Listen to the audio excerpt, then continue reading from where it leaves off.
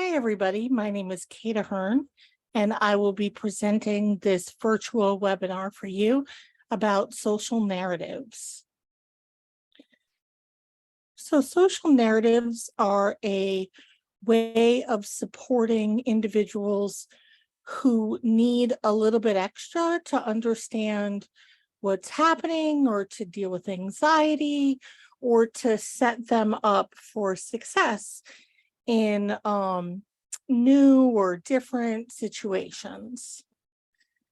So I'm presenting today's workshop on behalf of my company, AAC Voices, with the Angelman Syndrome Foundation and the Angelman Syndrome Foundation Canada. And the session is called Empowerment Through Narrative Supports, including social stories. So a little bit about me. I have over 20 years of experience as a classroom teacher for children with complex communication needs, a consultant for school districts and families, an augmentative and alternative communication specialist, and an assistive technology specialist. Some time ago, I met a student with Angelman syndrome. Let's see, he was 3 at the time and he's 11 or 12 now. So it's been about a decade. And I worked with that child for some time, and I was invited to a presentation Mary Louise Bertram, the Angelman guru, gave here in the Boston area. And after going to that, I started to see a lot more people with Angelman syndrome.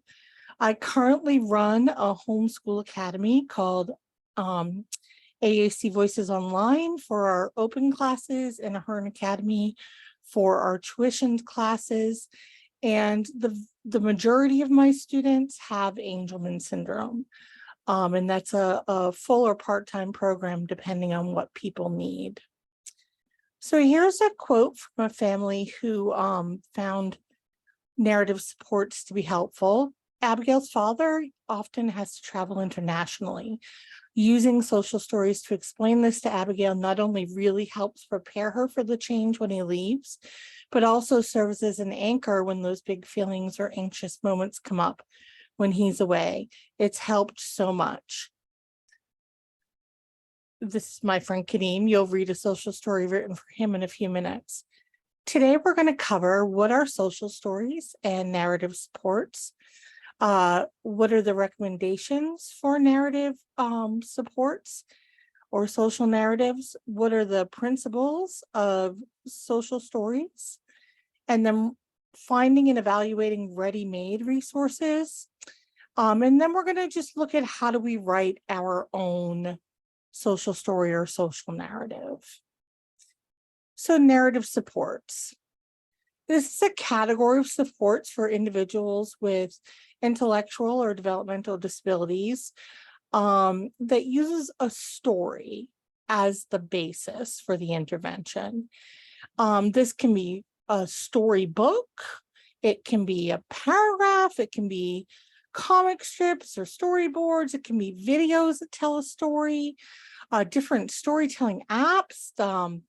Disney has some storytelling apps where you can make a video with the characters of Frozen or Toy Story where they act things out, and there are some puppet storytelling apps or just oral storytelling. Social stories, first of all, this is a trademark thing. A social story is a very specific thing. It has very, very specific guidelines. The concept is trademarked. It's not something that you can write a story and call it a social story unless you meet certain criteria. So we will be primarily talking about narrative supports, but also about social stories and where they came from.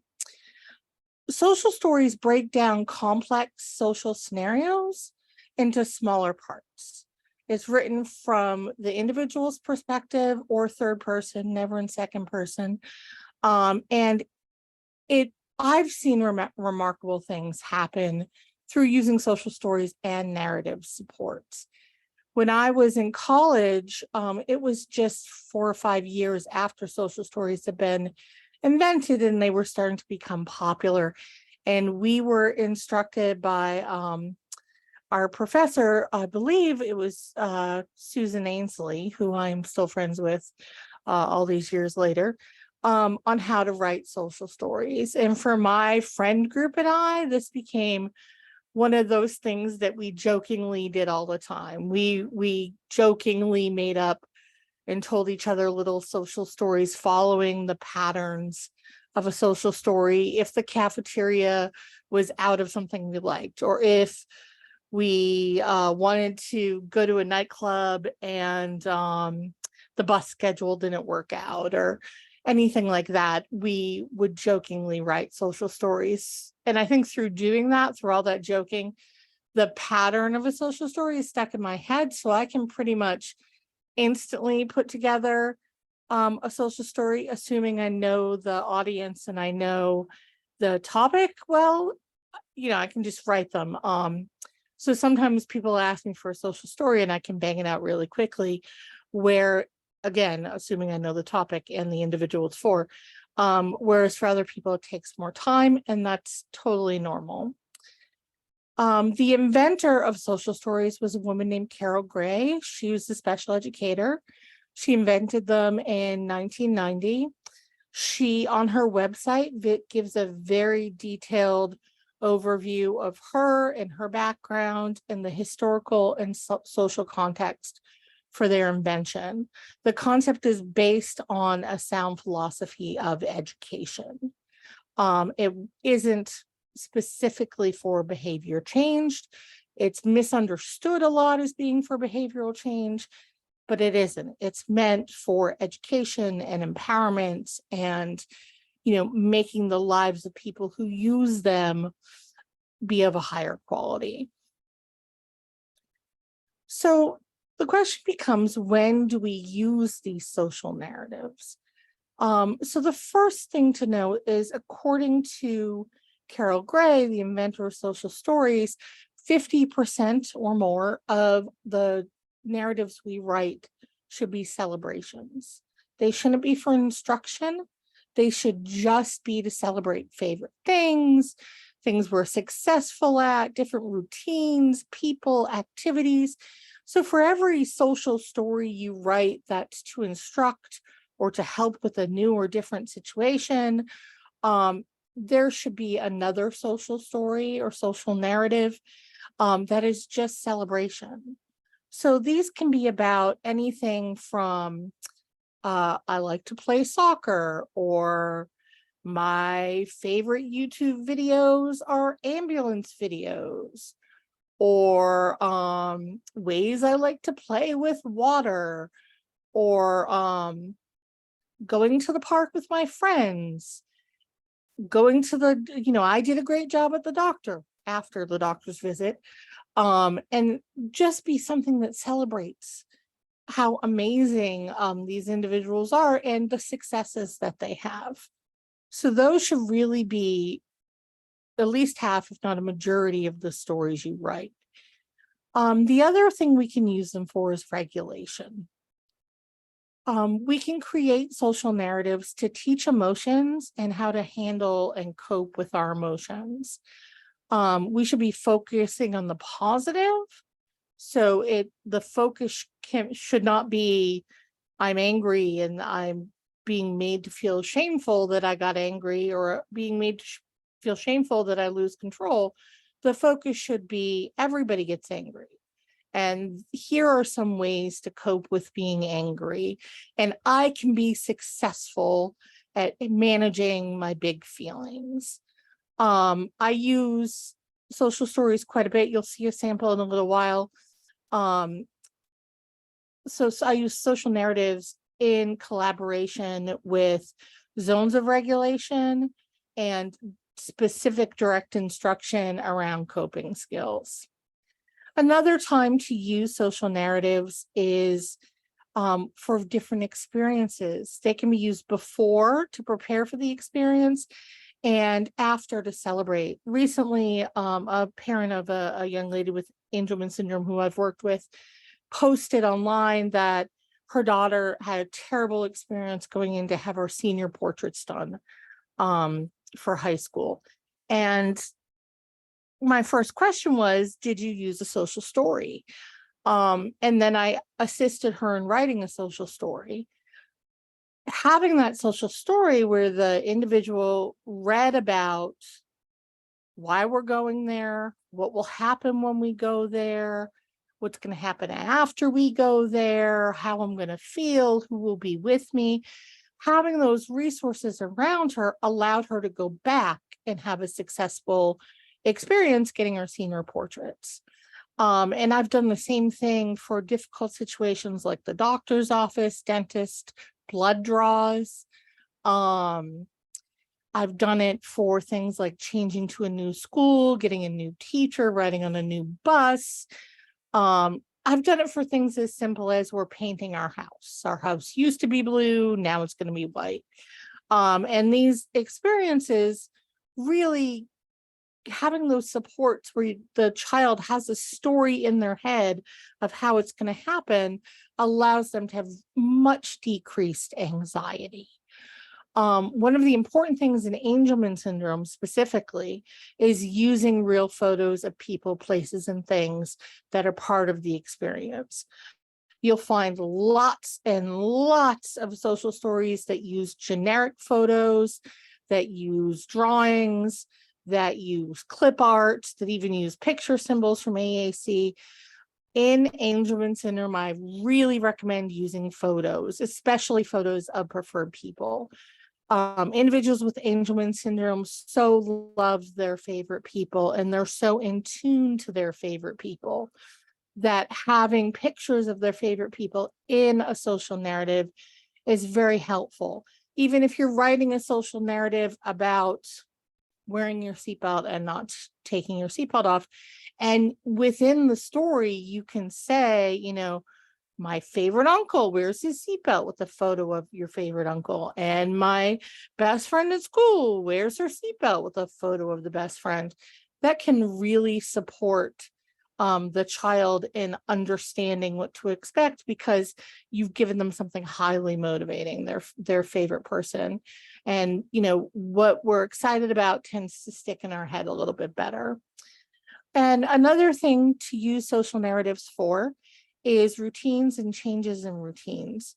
So this would be, it can be anything from putting up the Christmas tree because you're going from a normal routine or a normal thing in your house to something different. It can be, you know, if staying homesick from school and what is that like? It can be before getting a new bus driver. It can be anything. And it can explain a routine that always happens. So, for example, I worked with an individual who had a really hard time getting out of the shower. And, you know, allowing for her privacy, I observed it. I couldn't see her really, but I could see the situation.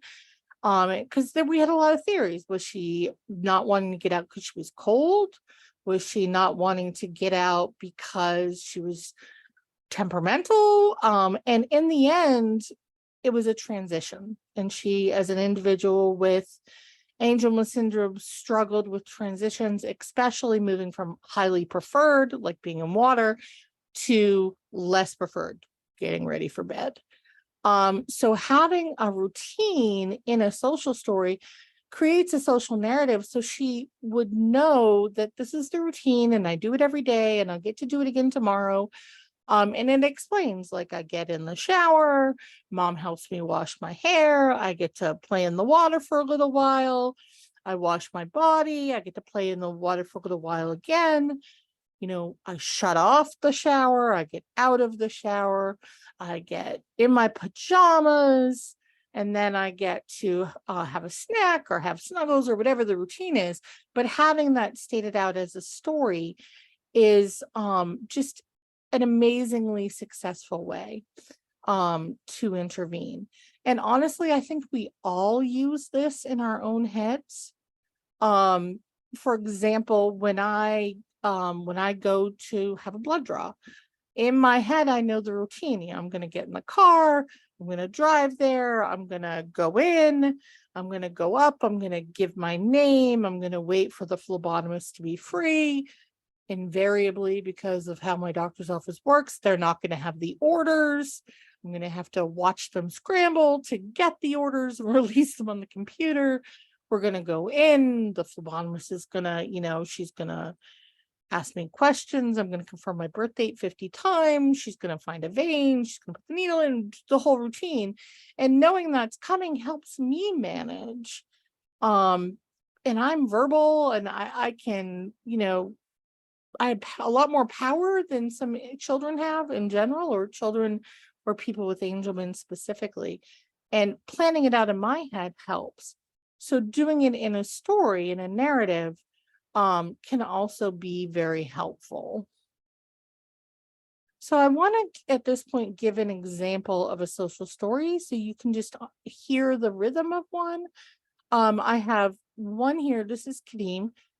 This is a story about having safe hands on the car. Like many individuals with Angelman syndrome, Kadeem is very, very bright. He's very engaged. He's very social.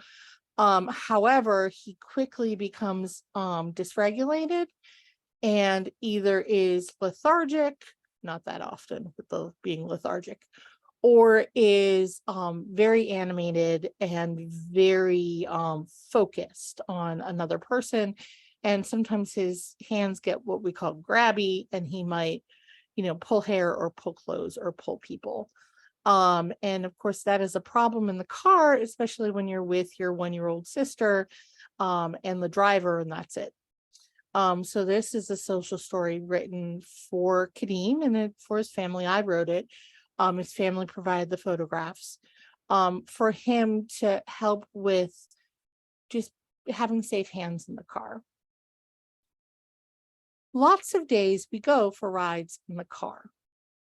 And you can see here, I use actual pictures of the actual people. There he is, and he's looking happy. That's deliberate. There's his sister.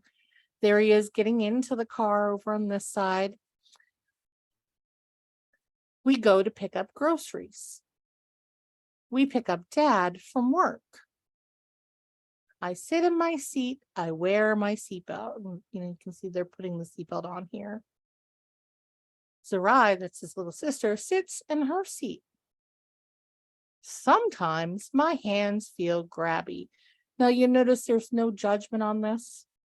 There's no negativity on it. There's no stating that people hate it. There's no talking about that upsets people. It's simply a descriptive fact. Sometimes my hands feel grabby. When my hands feel grabby, I can have safe hands. And this is the language we use with him every day around having a safe body and safe hands. So he understands what that means. My hands can play with a toy. My hands can use my talker. My hands can wave, point, or rest while I look outside. So you'll notice in those previous slides, it gives some options. They're all positive.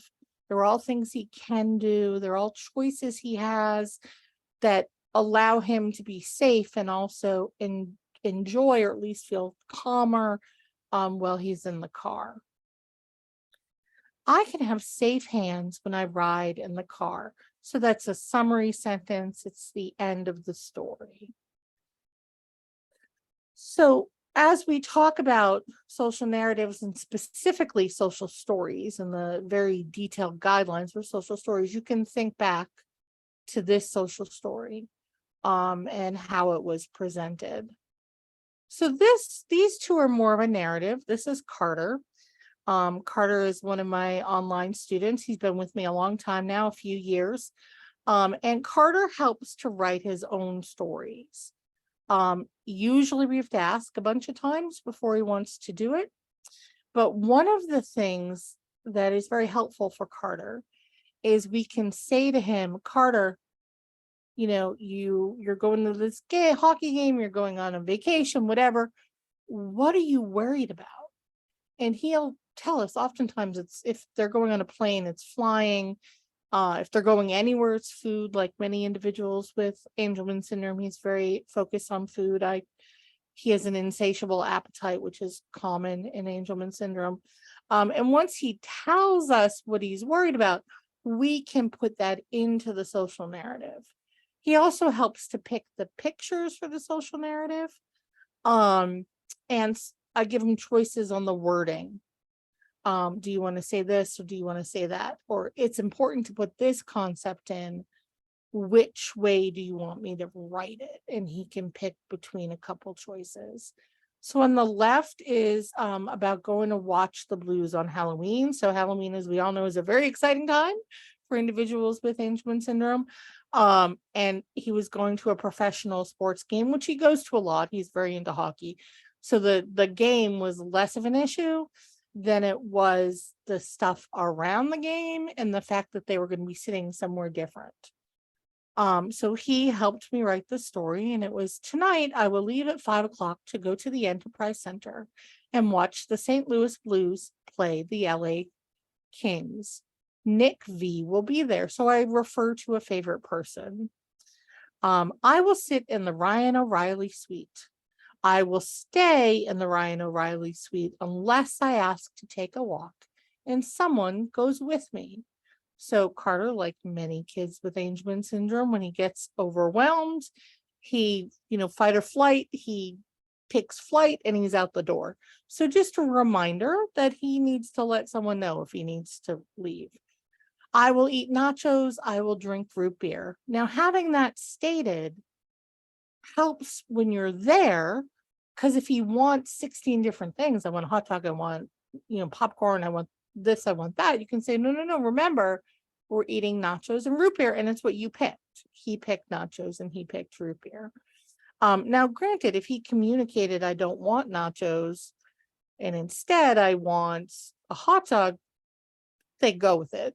He's a young adult. He still gets power over his own life, but it does help with wanting everything you see to remember there's one specific thing you want more, and nachos is his favorite food. Sometimes I get very excited and a little shy. I want to stay in the suite, but I also want to run away. It's hard to be excited and shy. I can take a deep breath and say, I'm feeling good as hell, which you'll recognize as a line from a Lizzo song. And that was what he wanted his story to say. He has that message programmed into his device. So if he goes to like, I'm feeling, then that's one of the choices, good as hell. So I'm feeling good as hell. I'm going with dad. I will wear my blues jersey and my blues hat. I will take pictures and selfies to show my friends. So you'll notice this is a little further away than Kadim's story was from sort of the set, regimented, repetitive sort of way of doing it, but that's because Carter helped author it. And also you'll see it's written differently. It's all on one page. The images are smaller, and that's because the story is written to match the individual's strengths and abilities and understanding. And for Carter, he's fine with it all being on one page. In fact, he's probably better with it being all on one page. Whereas Kadim really needed things broken down and, one picture for every page, one sentence on every page. So you match to the needs of the student. This other one over here is Carter's going to Florida. On Thursday, Mom and I will go to a little airport to fly to Disney World. So they weren't flying out of the big St. Louis airport. So they wanted it, to be clear that it was a different airport. First, I will go see Grandpa and stay with him. I am worried about the dog, and that's what Carter told us. He wanted in there. It is Aunt Bonnie's dog. Everyone worries about me and the dog, but I will treat the dog nicely. I will be gentle. They are worried for no good reason. I've got this. So you'll see the very different teenager tone his story takes because he helped author it. The next day we'll drive to see Kenzie, that's his cousin. The first day with Kenzie, we will go to Universal. I am excited to see Beetlejuice, Beetlejuice, Beetlejuice. Again, that's his participation in writing the story. The day after that, we will go to Epcot. We will do the Test Track and Guardians of the Galaxy. We will do all of the Epcot rides, even Pandora Flight of Passage. I will stay mostly in the green zone. I will take deep breaths and rest if I need to. I will be awesome. So you'll see the reference there to the zones of regulation. For those of you who don't know, zones of regulation is a very commonly used curriculum that I use with my students that describes, without judgment and without saying any zone is better than another zone, that people generally feel blue zone, which is tired, sad, shy, green zone, which is well regulated, our energy matches the situation we're in, yellow zone, which is beginning to feel hyper excited, anxious, a little bit too much for the situation we're in, and red zone, which is out of control, be it anger or excitement or whatever, it's you've lost control. And you're taught that all of those are normal. Every human being goes into every zone. You're not bad if you're in the red zone. This isn't a behavioral system with the cards up on the wall where you have to change your card. By the way, those are horrible. They're called response costs, and they're about the worst thing you can do. So Carter knows what it feels like to be in the green zone, and he knows coping techniques. So they're mentioned there. So when we're talking about these kinds of social narratives for individuals with Angelman syndrome, here are some narrative recommendations that these I wrote specifically for kids and individuals with Angelman. They're crammed onto 2 pages because I thought that some of you might want to print those 2 pages for when you're writing a narrative. So the first rule is keep it simple. It's funny, I have this friend, Lauren Gonzalez, formerly Lauren Schwartzanders, and she and I are very close friends, and we talk a lot. And whenever I have a workshop, I message her and I say, I'm doing a workshop about blah, blah, blah, because she's very picky about slides and she's very into Canva, and she'll usually offer, or sometimes I'll ask, she'll usually make a slide set for me to go for the workshop or share anything she's already done. And I do the same for her. But we vary in our opinions on keep it simple. My belief is the simpler, the better. I like to use Google Slides with 1 photo and 1 sentence and then print them.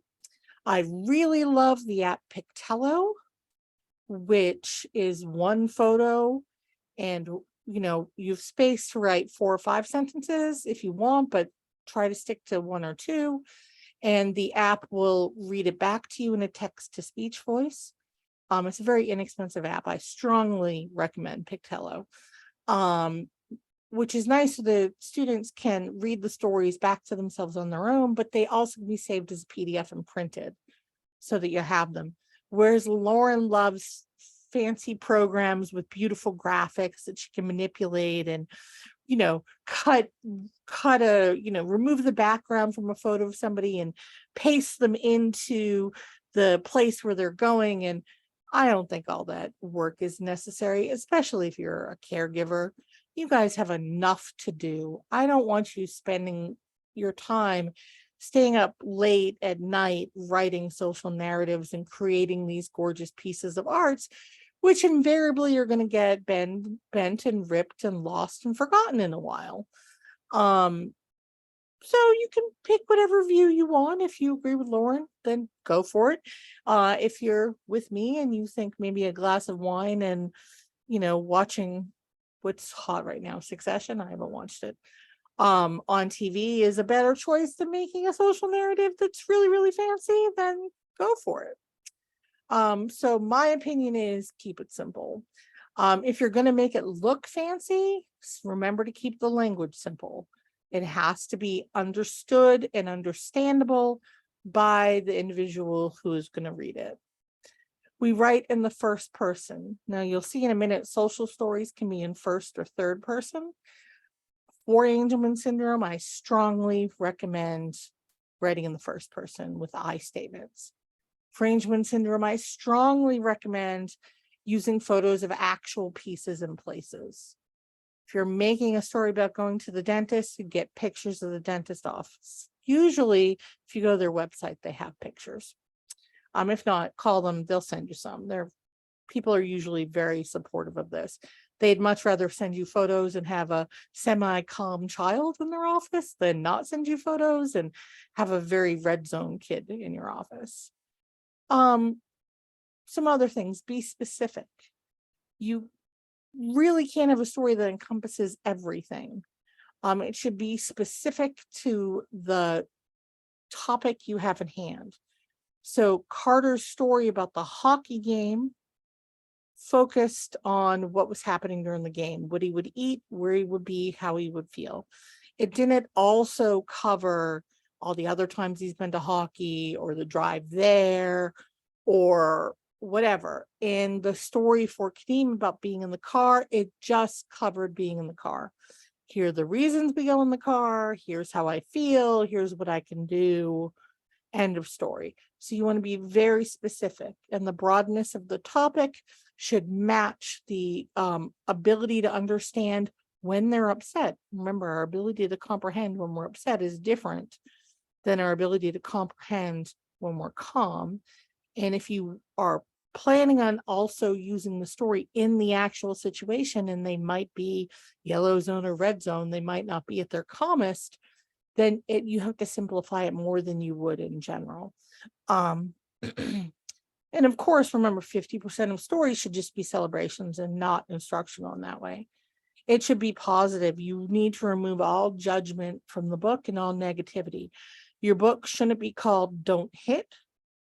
It should be called Safe Hands or Hands Down or Being Nice to My Friends. And then talk about what they can do. I can squeeze my hands, I can sit on my hands, I can hold a toy, so that it's really focused on the positive. We don't want these books to feel scolding or upsetting or judging or be anything but emotionally safe. They should be motivating. So that means you may need to incorporate things that are motivating to that individual person into the story. If they have a favorite fidget, you can have pictures of that, in the story. If they have, they're like Carter and very motivated by food, it can mention food in the story. But they should motivate the person. It should be enough of a motivation that the person both wants to read the social narrative and wants to try to do those things when they're in the situation. And of course, if it's a celebration, the whole point is you're celebrating. So that in and of itself should be pretty motivating. They should be repetitive. So this is both within the story. So you notice in Kadeem's, it was I can, and across stories. So once you've written a few stories, try to stick to a specific format. The more that we support and have the stories be the same, the less energy that's spent on comprehending the container of the story versus understanding what's happening in the narrative.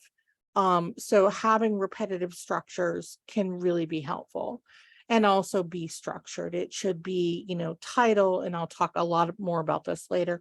Title, beginning, middle, end, bang, bang, bang. It shouldn't go off on tangents. It should have a very structured format.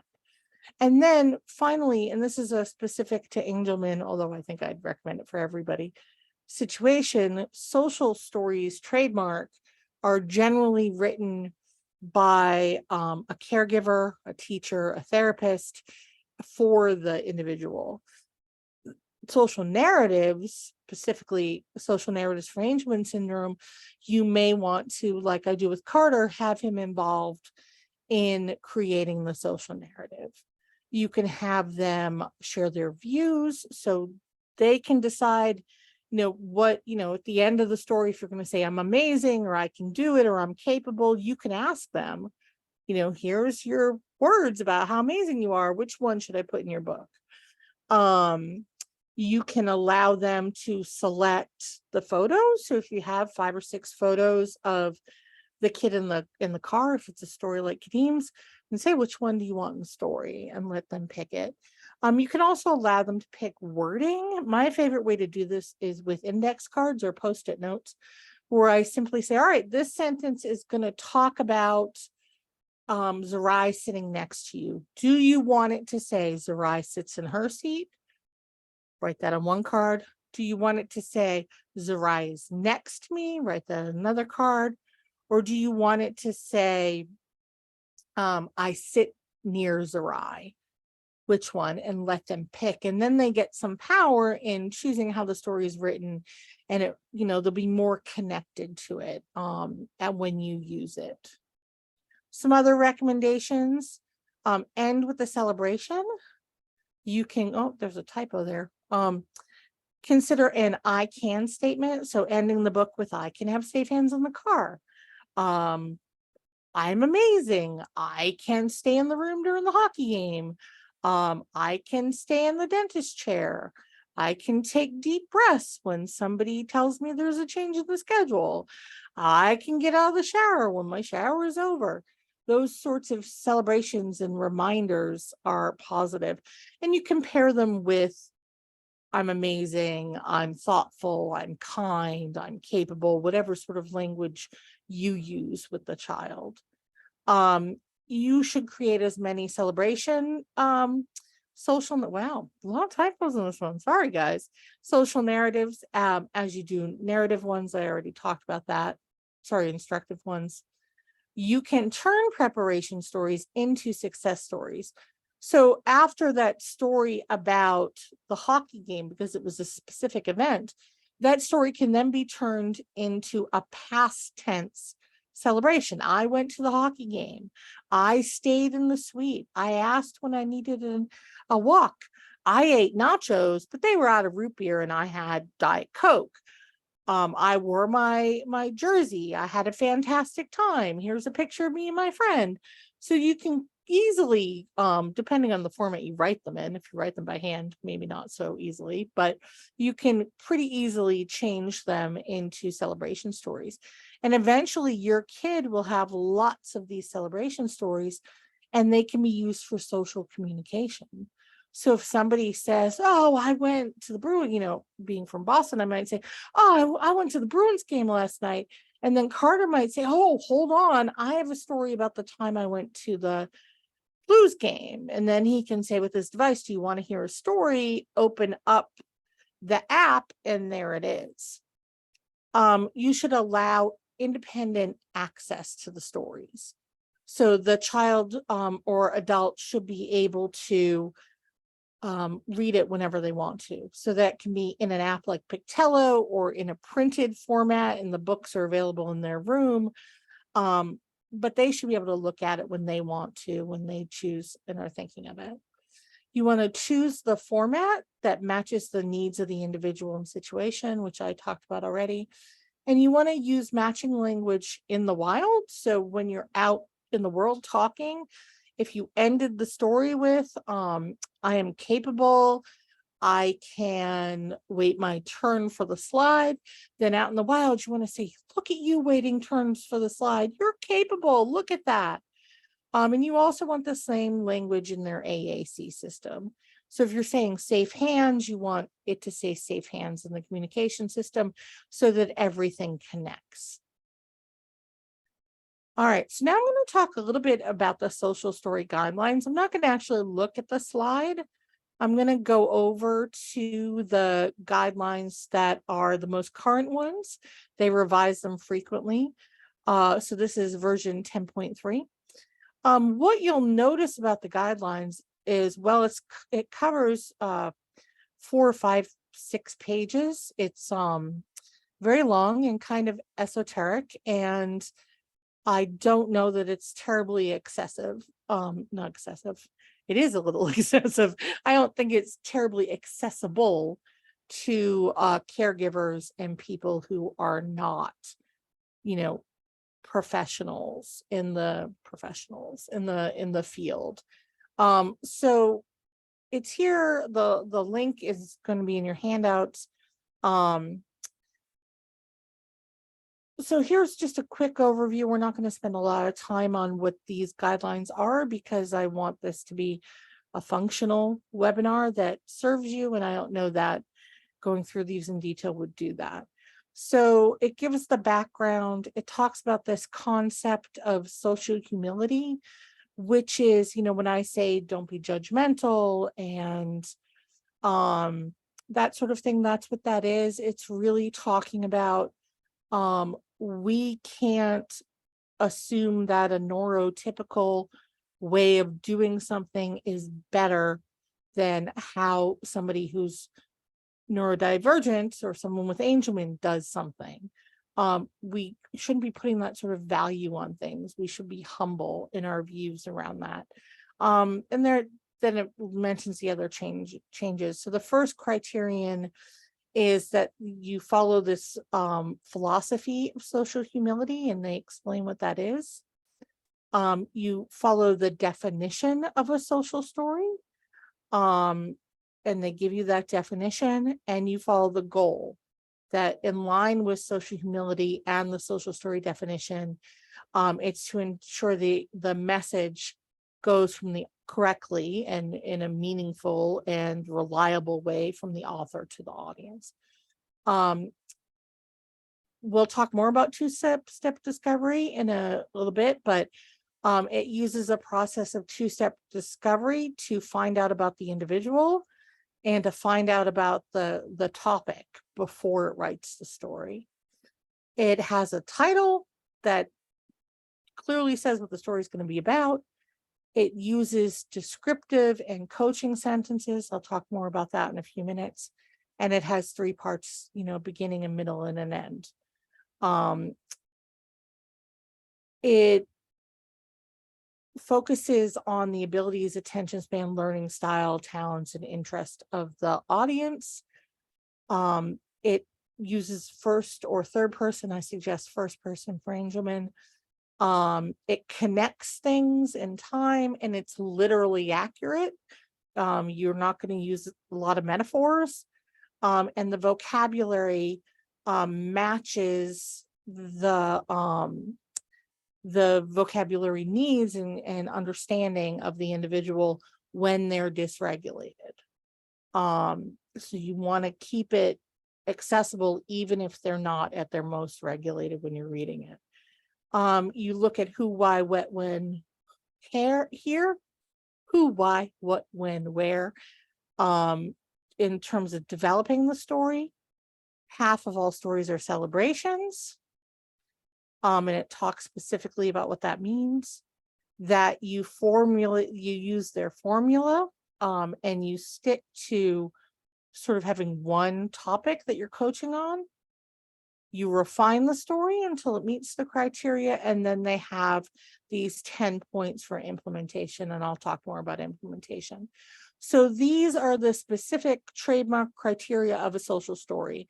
Unless you follow and meet these criteria, it is not a social story.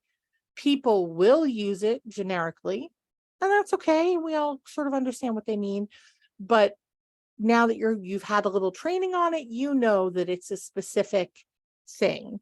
And then unless you're following these criteria, it is not a social story. It's a social narrative or a social support. And that's fine. The important thing is that it works for you and your family and the individual you're making it for. All right, so here, those are the guidelines. We went through them. They're summarized very briefly here for you if you want to look at them. Here are some important points, I think, in those guidelines that we want to stick with, even if we do narratives that are not social stories. Understanding the audience, and I've talked about this a lot already, but knowing the attention span, the complexity of language, visual needs, if they need less on a page, they need it less cluttered, or if you need it to be just 1 or 2 pages because otherwise it's overwhelming. If they prefer text to speech or human read speech, if you're going to use a digital app for it. You want to know what provokes their anxiety and big feelings so that A, you don't accidentally trigger them in your social narrative. And B, you can support that. And you want to know what is motivating to them. You also want to understand the topic. So when I told you about the young lady who didn't like getting out of the shower and, it would lead to hair pulling and other things like that. And I told you I observed the situation. With full respect, I never actually saw her in the shower, but I stood at a place where I could see her mom and I could hear everything happening so that I could understand the situation. I had to understand the topic.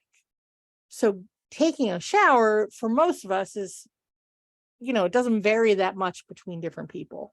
Maybe you wash your hair first, maybe you wash your hair at the end, whatever, it doesn't change that much. But if you're going to write a story about it, you need to know about it specifically, that topic and that individual. So I need to know her routine and how they do it.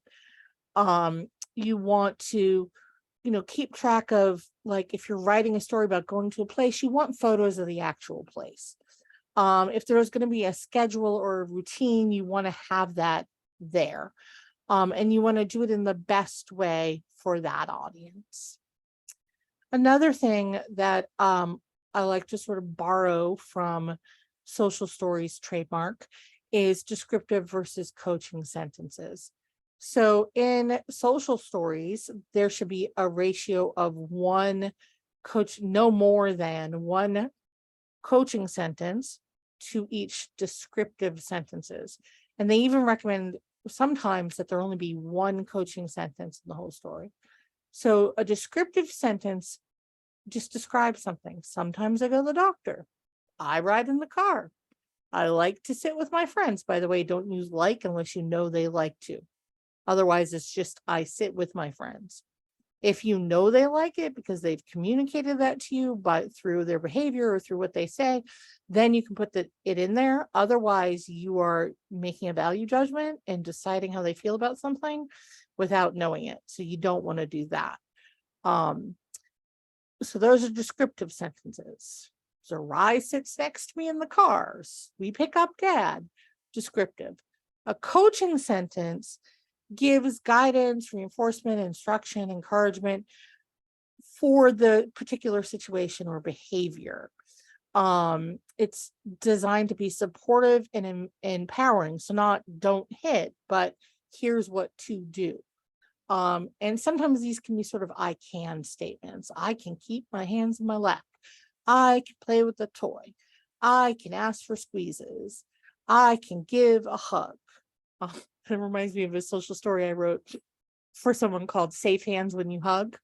And I found pictures of all her favorite characters hugging people. So there was like her favorite is Santa Claus, and it says Santa Claus has safe hands when he hugs, and picture of Santa Claus having safe hands. And there was a picture of Darth Vader and R2-D2 hugging that I found. Even Darth Vader has safe hands when he hugs. And that's the kind of motivating stuff that you can use. I think Anna and Elsa were in there too. All right. So the simple social narrative structure. In the beginning, you have your title and then your introduction, followed by everyday or usually sort of statement. So if I was writing a social story for myself about getting up in the morning, I might start it with, I'm Kate. Every day I wake up in the morning. And the title, of course, would be Starting My Day on Time. Very clear, specific title. So I have my beginning. I state what it's about. It's about waking up in the morning. And in the middle, I describe the topic and the options. Most days I'm ready to start the day. Most days I get up, no problem, I'm on time. Some days I'm very tired. I do not want to get out of bed. So those are descriptive. I know they're true because I'm writing about myself in this situation. So there's no value judgment on that. It doesn't say I'm a bad person because I won't get out of bed. I'm lazy. I stayed up too late. And if I wasn't such a screw up, I would no, it doesn't have any of that. No judgment, simply states the fact. I'm very tired. I do not want to get out of bed. When I do not want to get out of bed, I can hit snooze one time. So that's a coaching sentence with a positive take on it. I can take a cool shower to help me wake up. Another coaching positive sentence. I can drink coffee. Coaching positive sentence. And then you finish with a summary and a celebration. Even on days when I wake up tired, I can start my day on time. So there's that positive celebration. I am amazing. Not really, but for the purpose of the story. All right. So now what I'd like you to do is get out some paper and pen or open, your notes app on your phone or something, and let's prepare a social narrative together. So go through and pause as you do each of these parts. I'm going to go through it pretty quickly. So some of the more physical things like gathering photos, you may need to, come back to, and that's fine. So let's take a minute and determine a topic. So for my topic, it was obviously about I can get up on time. Narrow the topic to be specific and covered in one narrative. So I didn't say I can get up on time and then not go to Dunkin' Donuts for coffee because that will make me late. That's too much. I focused on getting up on time. I can have a new story, a separate story on how if I'm on time, and if I look at the clock and I'm going to be early, then I can stop at Dunkin' Donuts. Whole other story. Now, take some time, determine your topic, narrow it down, take a minute.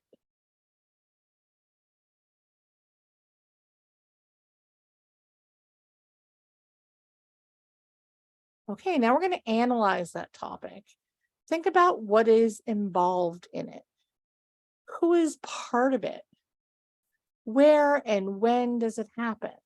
So if your story is going to be about going to the dentist, what's involved? There's driving there, there's being in the waiting room, there's going back, there's sitting in the chair, there's opening your mouth and keeping it open, there's staying calm, there's rinsing with the water. Who is part of it? There's you, there's mom or dad, there's the receptionist, there's the hygienist, there's the dentist. It happens at the dentist office. I'm going next Thursday. You can talk about sensory things here if that's important to your child. It's gonna smell like fluoride in a dentist's office. I'll hear the fish tank. I'll hear the people talking. I might hear the drill. Personally, that's what upsets me is the drill, the sound of the drill. And I go there because it's important to, have teeth when I'm 80, phrase that differently. And how it happens is, I go there in the car, I sit and I wait, those sorts of things. You identify the key points. What is important to cover? That was a lot of steps to the dentist. So maybe I don't need to have anything about rinsing my mouth in there for this particular story. I'll leave that out. Identify the specific language to the user. So, do you want to say dental hygienist or do you want to say helper? Do you want to say dentist or do you want to say Dr. Caniff? How do you want to address the key points? Finally, gather photos and videos. So these can be pictures you've taken. They can be stock images that you find online. Although, like I said, actual photos are usually better in Angelman syndrome. And they can be, if you're doing the dentist, they can be, go to their website, see if they have photos of their office. You can have photos of if you find out what color the dental chair is, you can get an image of a red dental chair to match, that sort of thing. Okay, so pause, take your time, analyze your topic, identify your key points, and then you'll need probably quite a bit more time to gather photos and video. All right, so welcome back. Hopefully you're done all those things. So the first thing we're going to do is choose a title. I go to the dentist. Have a beginning. Be concise and clear. These are my teeth. I take good care of my teeth. Every 6 months, I go to the dentist. That could be a beginning. You can use it every day if it's a routine that's changing, like some days I wake up late. In the middle of the story, give more information. If it's intended to instruct, you add clear options. I get to the dentist's office, I say hi to the receptionist. I wait in the waiting room. When they call my name, I walk back with the dentist. I sit in the big chair. It goes up and down. I open my mouth. The dentist looks in my mouth. He uses a spinning brush to clean my teeth. It tickles. The toothpaste feels, well, what's a good word for gritty? It feels different in my mouth. I can use my hand to signal if I need a little break. I can look at pictures of my favorite things. Mom will be playing a YouTube video that I can watch. So all your choices and options in the sequence of event. And then finally summarize it. I do a great job at the dentist. Look at how shiny my teeth are. So take some time, write out your story. Okay, so now that you've written your own story, you might ask, are there any alternatives to all that work? So there are some alternatives to doing that for a social narrative. First of all, you can Google social stories, both on, or social narratives, both on Google and Google Images and on YouTube for video-based narrative stories. It was actually really funny. I Googled my name plus social story in a Google Images to find pictures to use in the slideshow. I didn't really find any, but I found a very terribly written social story I wrote probably 15, 20 years ago. It was a very negative tone. And it was from the Board Maker online back when it was called adapted learning.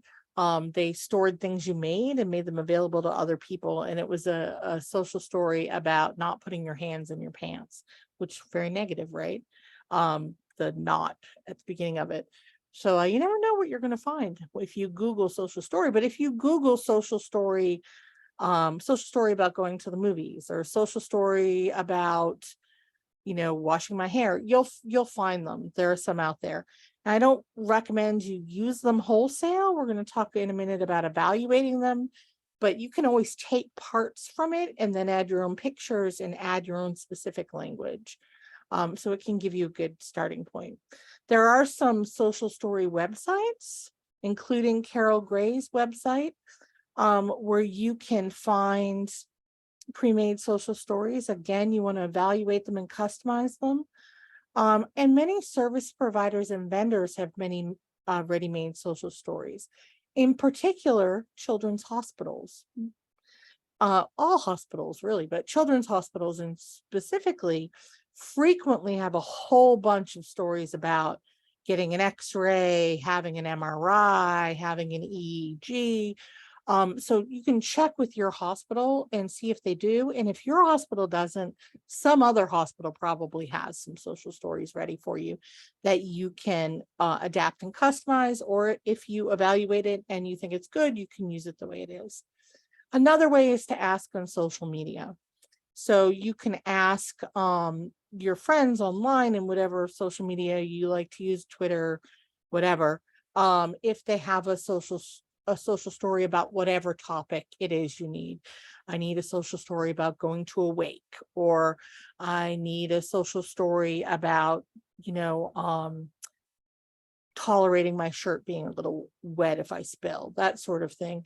Ask before you make it. You'll find other people have made things. You'll also probably get a lot of nonsense back, but other people may have made something that you can use. All right, so here's a little break in the rules cheat. The hot thing right now out in the world is Chat GPT, right? So artificial intelligence that can write things for you. So I thought, oh, wouldn't it be interesting if I found out if Chat GPT can write a social story? And guess what? It can. So let me show you how you can do it. So if you go to Chat GPT, and you choose a new chat, then you can send a message. So you can say, write a simple social story about,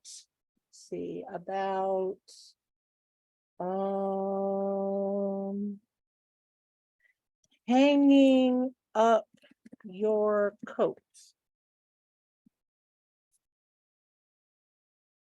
And then you put the query out there and it gives you a social story.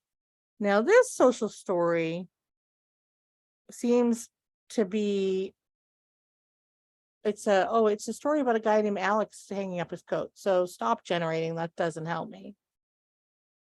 So I say regenerate response. Stop generating. So let's see. Write a social narrative, social story about coat on hook. Oh, so it's writing a lot of, yesterday this worked fine. Let's try a different one. So what is a social story? Let's get it thinking about social stories.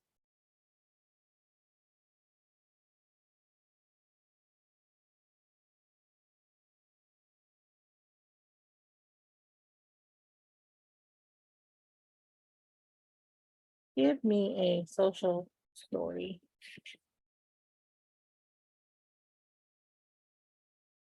So here's one about the dentist.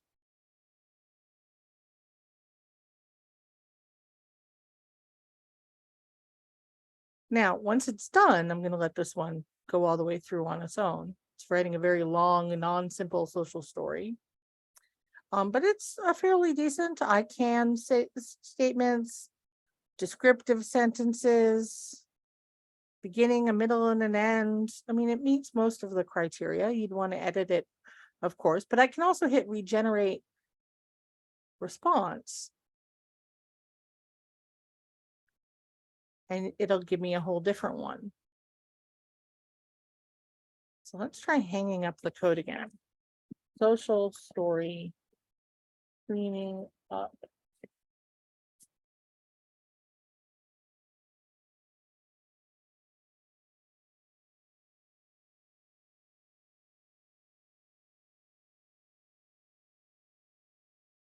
So here we go. About cleaning up. So that you can use it. Yesterday, I got much better results than I did today, but I mean, it's artificial intelligence. You can't really count on what you're going to get. So that's a little cheat you can at least use to get some ideas. Again, I wouldn't copy and paste it and make it your presentation in general, but it is out there and you might as well use it for good, since my guess is people are going to find ways to not use it for good. All right. So finally, implementing social narratives. So you made this thing. Now, what are you going to do with it? You're not just going to give it to your kid and walk away. So first of all, you're going to introduce the narrative. You're going to be calm and positive, or excited and positive, depending on the kid, and share it, read it to them, let them look at the pictures. Oh my goodness. Let them be led in terms of exploring it. You'll review it together. So read it through, or if it's a video, watch it. You'll discuss the topic. So you want to have conversations. You want to do this repeatedly, many conversations. Encourage them to comment and ask questions. You know, if they're using a speech device, you can say, how does that make you feel? That sort of thing. You want to allow independent access. We already discussed that. For Angelman syndrome, well, for everybody, I'm a big fan of using role play. So particularly for dentist and phlebotomist stuff. and even other medical stuff. They're going to be touching your body. I'm a big fan of acting out our social stories. You can do it with dolls, action figures, puppets, props. Let me give an example. I've worked with a lot of kids around getting blood drawn. So the first thing I do is either I ask my phlebotomy, I get a blood draw every week, so a little excessive, but because of my medical condition, I get weekly blood draws. So I just ask my phlebotomist friends, because at this point, you go 52 times in a year, they're your friends. I ask them, can I have some tourniquets, some no needles, but the other stuff, test tubes, all that, can I have some of that? Gloves, all of that, so we can act it out. So it can say the phlebotomist will put on her gloves. She will poke my arm. She will wipe my arm with alcohol. There'll be a pinch. I can take a deep breath. I can shut my eyes. I can watch my YouTube video. The blood will come out into the tube. The phlebotomist will put some gauze and take out the needle. I'll get a Band-Aid and I'll be all done. But if you read the story and you also act it out and you have all those props and pieces, and you do a blood draw on your monkey puppet, or you drew a blood draw on your Santa Claus puppet, my most well-worn and beloved puppet. Santa gets a lot of action. If you give a blood draw to Santa and Santa acts out, I can say, and then Santa says, I need a break. Or you can even have him say it with his talker. Santa says, stop. And then the phlebotomist will give me a break. So acting them out in that way, and you can even video acting them out to be watched over and over again, is really helpful, really adds value to using the social narrative. You also want to be modeling language using the individual's language system. So if they're using sign or natural gestures or a communication book or POD or Proloco or Touch Chat or whatever they're using, you want to model language to go with the social narrative. So when you get and you're in the setting or you're talking about a celebration story later, they have the language and they know where it is and they understand the vocabulary to have share and discuss and talk about it. And finally, you want to refer back to stories when similar topics arrive. So, you've done a blood draw one and you've done it a few times and they've had a blood draw and you turned it into a success story. And then you find out you're going to have to go in and have an IV. You can say, remember our blood draw story? Here it is. Let's read it. Getting an IV is very similar. Let's talk about it. Or remember when we went on that trip to the amusement park? We're going back. Let's read it again because we're going back there. So you can reuse the materials and recycle and upgrade. All right. Finally, this is supposed to be 45 minutes and we're pushing an hour and 15. So thank you for sticking with me.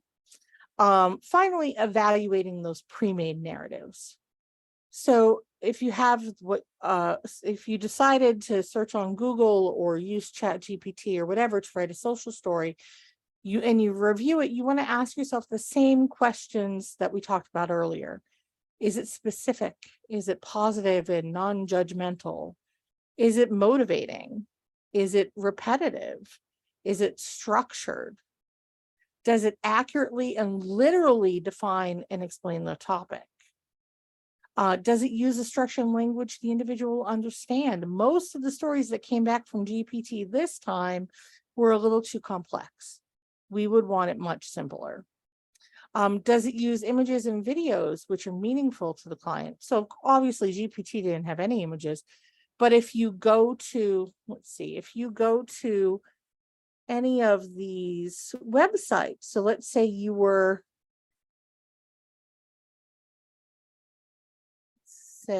so you're going to get, this is a link that'll be on the next slide, to just a list I've made for you of apps and resources.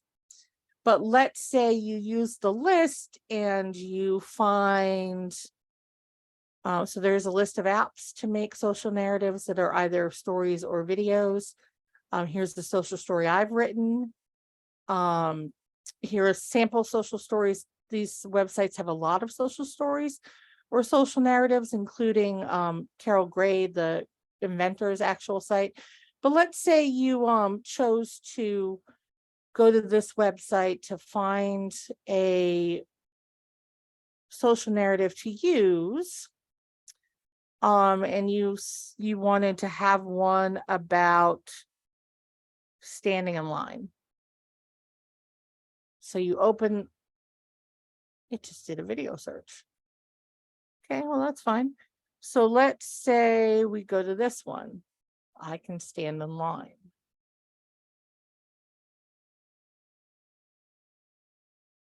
So, oh, it's for sale. And then you opened it, you would say, I give my friend space. So it sounds like it's positive. You want to look at each of the slides, and decide if that's meets the criteria. Let's go back and see if there's one that's like a PDF for us, or if they all just go to Google. No, they do apparently all go to Google. Sorry about that. Maybe there are others, but we're over time and I'm getting anxious about time. So I can be calm when I'm anxious about time. Maybe I need a social story. So here are some hospitals that have pre-made social stories. So Massachusetts General, where Dr. Seabird is, that's a hospital that even people who are far away, often with Angelman syndrome, often go to Mass Gen. So it has some social stories or social narratives about wearing a mask, blood draw. So let's see, let's look at the drawing blood one. Oh, so it uses symbolated text. You should not use symbolated text. There's a million reasons. I'm not going to go into it.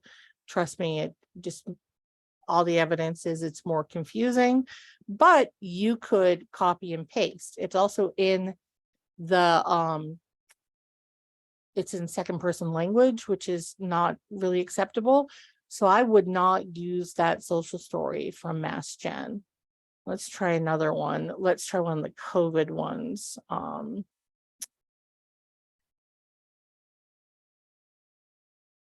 Hopefully it will have more up-to-date info.